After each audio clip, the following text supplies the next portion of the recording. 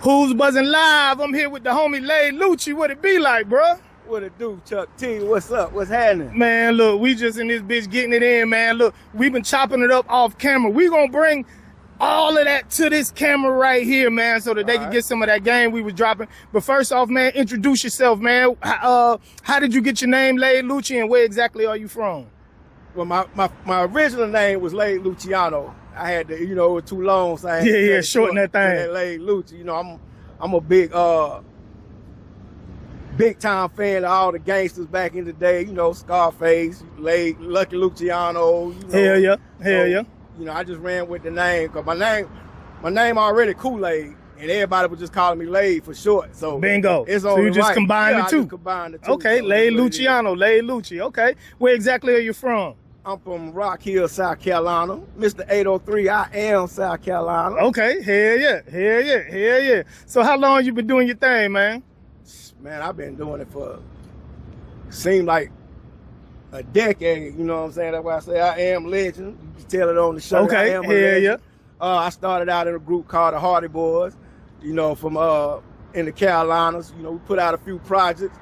Then, time went on, had to go solo. So that's Understood. what it is right now. Hell yeah, they always say if you want to go fast, you got to go by yourself. Oh yeah. And this is a game that moves very, very fast. We were just talking about how the game has changed and how a lot of the artists nowadays, who've been in the game, 3, 4, 5, even 6 years, they don't really understand what we used to have to go through doing the hand-to-hand in the malls. Networking. You know what I'm saying? Networking, going to the music conferences. We was talking about you got to go out to bike week. You got to get posters, flyers, CDs, all that, man. So what, in your opinion, would you say has changed the most from when you started rapping until now? What aspects of the game? It could be more than one, Well, see, now, back then, you had to go from different state to different city, shake hands, you know what I'm saying? Network, kiss a few babies, hug a few ladies, you know what I mean? Hell yeah. And, you actually promote yourself. You basically, you selling yourself. You selling yourself, you inventing yourself because they never seen you before. It's a campaign. Yeah. Like a politician. You out there, you out there trying to build your fan base and versus now, these YNs, all they got to do now is just get on the internet and click a button. Just faking pretty much. You do anything, and everything, to get a like, to get a follow, whatever. So, but back then, like you in the streets, like people gonna real recognize real. Yeah, so now you authenticity. Out in the streets, shaking hands and this and that, and you politicking, with some of the street and in different parts of the city where you not from, different states where you not from.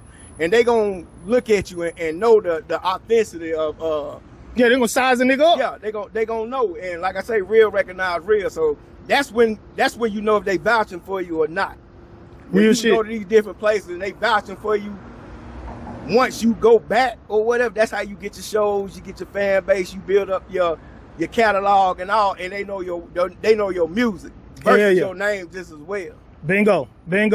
So man, what's your writing process like? I know back in the day, whenever we first started, everybody had a pen and a pad, or either they used to freestyle off the dome. Now they be doing the punch in, right? They lay down a bar, then they stop, think about it, lay down another bar, stop, think about it, lay down 2 bars, stop, think about it. What's your process? I'm from the era where, when you get on stage, you got to have that wind in you. So, you got to be fluid. Yeah, so even whether I'm on stage or whether I'm in the studio or whatever, you still got to have that extra wind that you can just pull it out.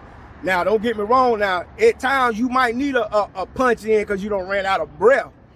Bingo. Saying the whole verse, you know what I mean? Saying the whole verse at one time, but after that, all that punch in and freestyling, I'm an OG, so I still use that pen and pad. That pen and pad. Ain't nothing like that penmanship, Nothing like it, bro. Nothing like it. Art. It's it an is. Art. So, once you done look down and you done seen word for word and the mindset that you was in when you was writing them verses, then you even give yourself a pat on the back, from just the artistry, like of what you done put down on that paper.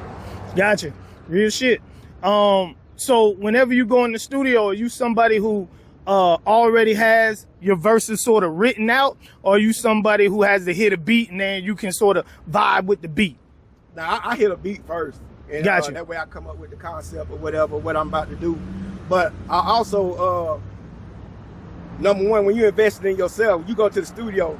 Studio costs bread. Yeah. So you're not finna go in no studio, hanging out, drinking, smoking, talking, and all that. When you done put part of your budget up for this studio time, like you ain't going in there to play.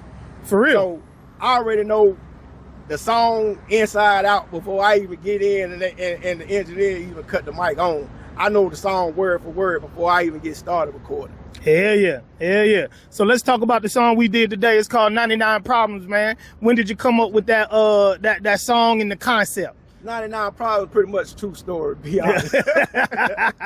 I mean, it's a real life, everyday street shit, to be honest, man. It's a true story. Like I done every word, I done you done lived it. Yeah, I done lived it. So it was easy for me to perform it. It was easy for me to go in, record it, write it, and everything. Like, it didn't take no time, which, the writing process don't take me long at all anyway. Gotcha. Yeah. So shit, man, what you got coming out, man? What you working on? What you dropping? I know you said you did, what, 3 videos in the last 4 days? I shot 3 videos in the last... That means you about to have an album come out, right? Yeah. Okay. Actually, I got an album out now. I just dropped this year called Make Me or Break Me. So that's what you're pushing out? It's on all sites right now.